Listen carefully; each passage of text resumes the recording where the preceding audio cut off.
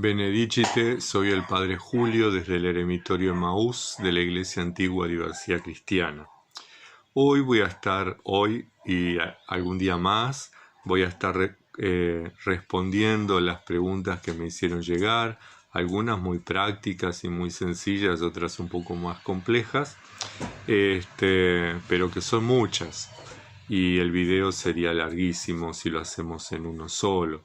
Me preguntan sobre qué es la oración esicasta, sobre qué quiere decir Benedicite cada vez que inicio un video, si puedo compartir la Eucaristía los domingos para ver cómo se celebra en el eremitorio. Bueno, eso ya empecé a hacerlo a partir de este domingo, porque ya había hablado por WhatsApp con algunos de ustedes y me lo habían pedido, así que ya empezamos a hacerlo.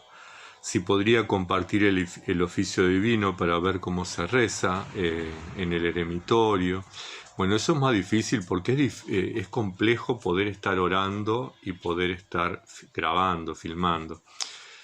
Tal vez puedo contarles detalladamente, tal vez puedo grabar algún oficio, pero en realidad me es difícil estar atento al celular y al Señor, a la oración, es complejo. Después me preguntan si uno tiene que vivir en comunidad antes de ser ermitaño, porque se le ha planteado a alguno esas cosas. ¿Cómo vive un ermitaño? Si se puede vivir la espiritualidad monástica eremítica sin serlo, es decir, llevando una vida normal. Yo me imagino que lo normal debe ser una vida en el mundo, porque todos llevamos una vida normal, todos nos levantamos, nos vestimos, nos lavamos la cara, nos cepillamos los dientes, nos peinamos, algunos nos peinamos la barba, cocinamos, en fin, nos bañamos, comemos, todos más o menos llevamos una vida normal. Me imagino que la pregunta debe ser una vida en el mundo. ¿Cuál es el mejor camino para llegar a la vida, a la oración continua?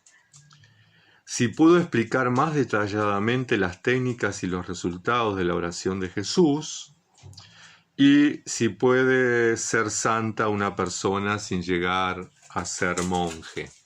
Bien, en realidad hay monjes que no son santos o no somos santos, y hay santos que no son monjes.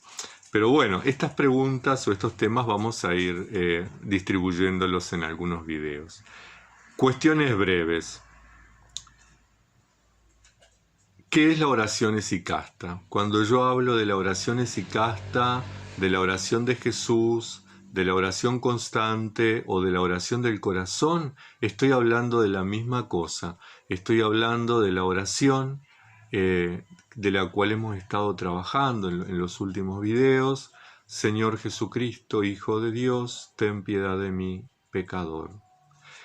Oración esicasta porque de alguna manera los monjes esicastas, los monjes que han desarrollado la esiquía, la paz, la tranquilidad, la serenidad del corazón, la han practicado. Pero también la practican muchísimos cristianos que no son esicastas, que viven en el mundo, tanto en Rusia como en Rumania o en los países de la Iglesia Oriental, y también en países como los nuestros, en Norteamérica, Europa, algunos países de América Latina. Entonces es eso, ¿verdad? La oración esicasta, la oración de Jesús, la oración del corazón, la oración incesante, es eso. Puedo mencionar las distintas formas, pero me estoy refiriendo a esa oración específicamente. Porque en mi espiritualidad y en mi carisma tengo dos grandes pilares en lo que tiene que ver con la oración. La celebración del oficio divino como oración oficial de la Iglesia y como consagración del tiempo a Dios, y la oración de Jesús como ese intento o esa pretensión de estar en su presencia y caminar en su presencia toda la jornada. Bien, el segundo tema, ¿qué significa Benedicite?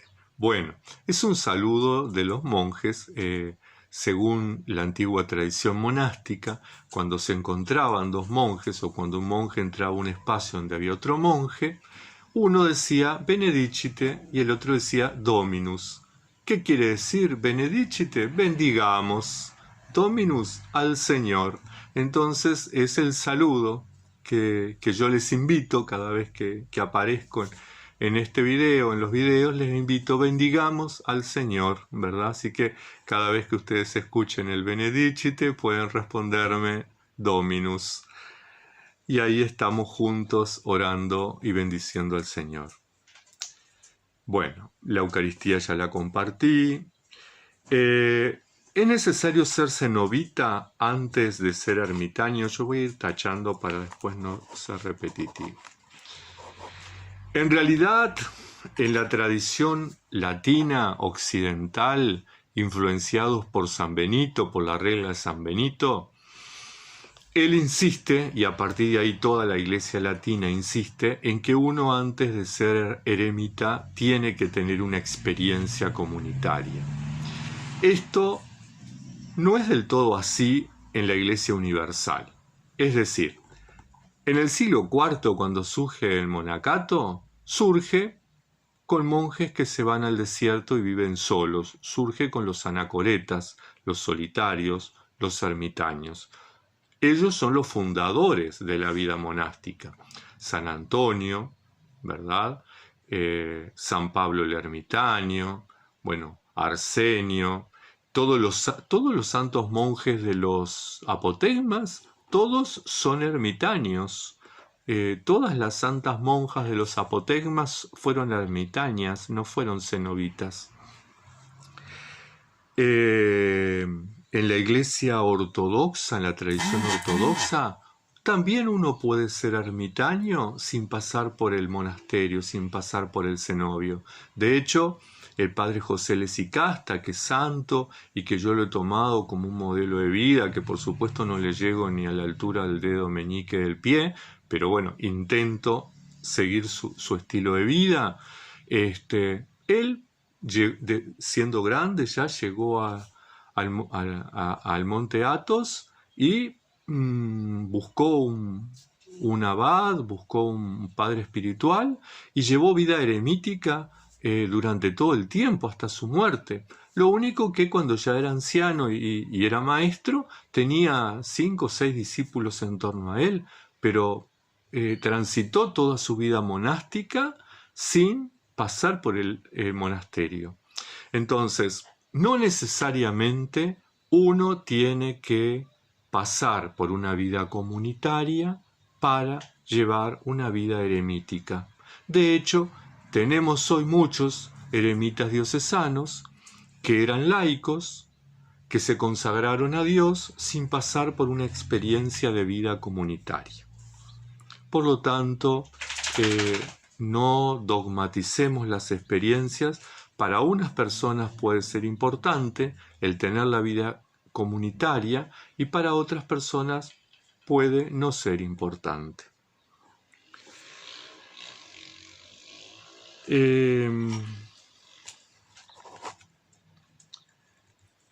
¿Se puede vivir la espiritualidad monástica, eremítica, sin serlo? Sí, se puede.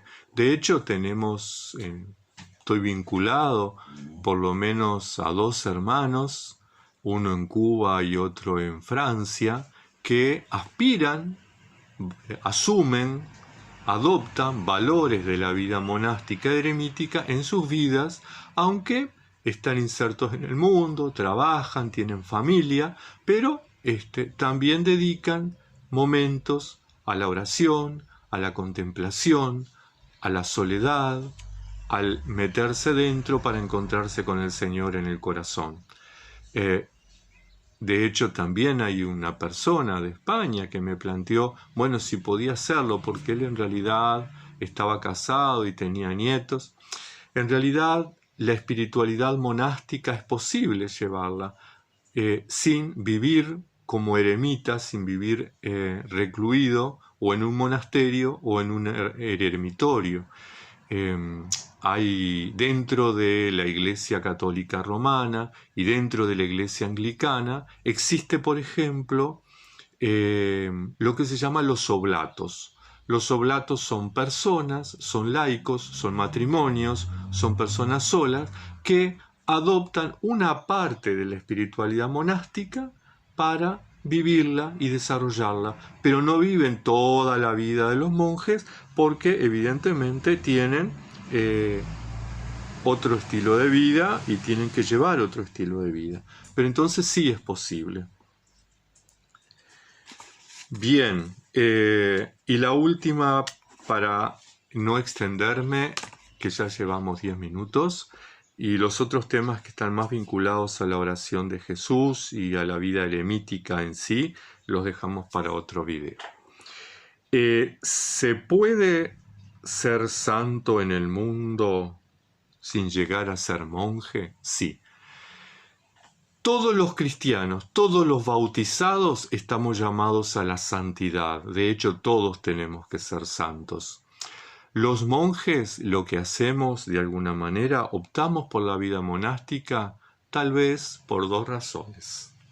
Una, porque es el único lugar donde podemos ser santos porque no servimos para mucha cosa en el mundo, ¿no? Hemos probado una cosa, hemos probado otra y no encajamos ni aquí, ni allá, ni en el otro lado. Y bueno, en el monasterio o en el eremitorio encajamos, encuadramos. Por lo tanto, aquí podemos ser santos.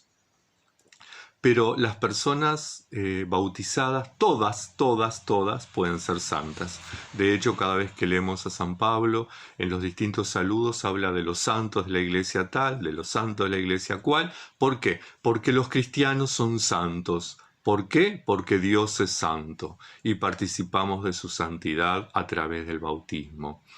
Pero además, los monjes optamos por la vida monástica porque queremos de alguna manera gozar, disfrutar, vivenciar el reino de Dios aquí y ahora, y entonces nos dedicamos de pleno a la búsqueda de Dios, nos dedicamos de lleno a poder lograr esa luz divina, esa luz de la transfiguración de Jesús, para poder transfigurarnos. Una osadía, ¿verdad? Pero aspiramos que con la gracia de Dios podamos hacerlo, porque evidentemente si no fuimos capaces de ser santos en el mundo y tuvimos que ir a un monasterio o un eremitorio para intentar ser santos, pretender llegar a alcanzar el rostro de Dios y contemplarlo ya en este mundo, evidentemente es una osadía. Sin embargo, buscamos eso, buscamos lo que San Simeón hablaba, el rostro de Dios, buscamos lo que algunos santos ya en la Edad Media Baja, a comienzos de la Edad Media, hablaban de la deificación del ser humano,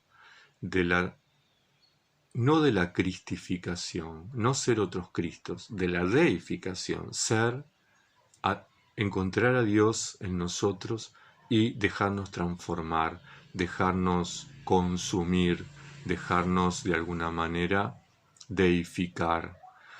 Y aspiramos eso. Evidentemente, muchos no lo vamos a lograr, pero lo vamos a intentar. Algunos lo logran y es lo maravilloso, tener padres, tener madres en la vida monástica que han logrado ese estado de santidad, que uno puede realmente hablar, disfrutar, gozar de ellos. A mí me tocó vivir con alguno de ellos en el monasterio, me tocó acompañar en su último tiempo al padre Plácido, que era un monje ya viejito, y que como estaba tan enfermo celebraba la Eucaristía aparte, no lo celebraba con la comunidad, y yo le asistía todos los días durante varios meses y realmente fue disfrutable las conversaciones con él y poder llegar realmente a vivenciar cómo un hombre pudo transformarse, y solamente por la gracia de Dios, evidentemente, y por la fe.